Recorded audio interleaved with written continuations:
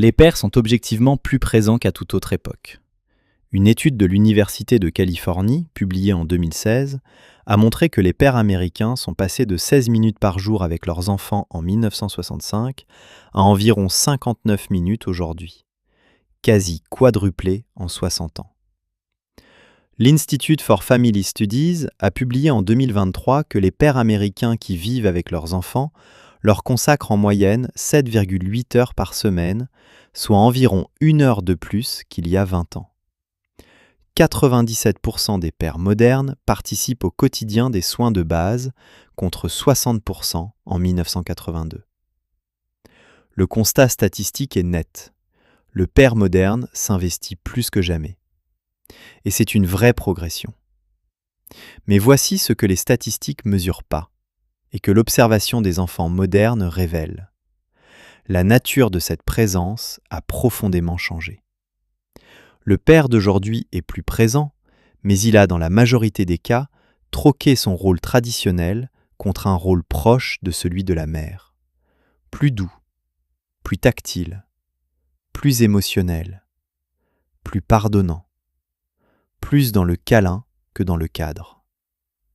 Et là où ça pose problème, c'est que ce nouveau père ne remplace pas l'ancien, il s'ajoute à la mère, en doublant la même énergie. L'enfant moderne se retrouve fréquemment avec deux figures qui lui apportent le même type d'amour. Beaucoup de douceur, beaucoup de validation, beaucoup de réparation émotionnelle, et très peu de cadre, très peu de fermeté, très peu de cette autorité tranquille qui, historiquement, structurait les enfants. Cette homogénéisation parentale a un coût psychologique majeur. La psychologie du développement, étudiée notamment par les travaux de John Gottman et de Diana Baumrind sur les styles parentaux, montre depuis 40 ans qu'un enfant a besoin de deux pôles complémentaires. Un pôle qui apporte la sécurité affective, l'écoute, la consolation, et un pôle qui apporte la limite, la structure, la confrontation au réel. Quand ces deux pôles existent ensemble, l'enfant développe à la fois sa sensibilité et sa capacité à supporter le monde. Quand il y a deux fois le même pôle, l'enfant grandit avec un déséquilibre intérieur qu'il ne saura pas nommer. La conséquence visible aujourd'hui dans les cabinets de psychologues. Des enfants hyper aimés, hyper validés, hyper écoutés, mais incapables de gérer la frustration, le rejet, l'effort prolongé, l'autorité légitime à l'école ou plus tard au travail. Pas parce qu'ils ont manqué d'amour, parce qu'ils ont manqué d'une certaine forme d'amour. Le paradoxe va plus loin. Dans beaucoup de foyers modernes, c'est désormais la mère qui se retrouve à porter le rôle traditionnellement masculin de cadre parce que personne ne le porte plus.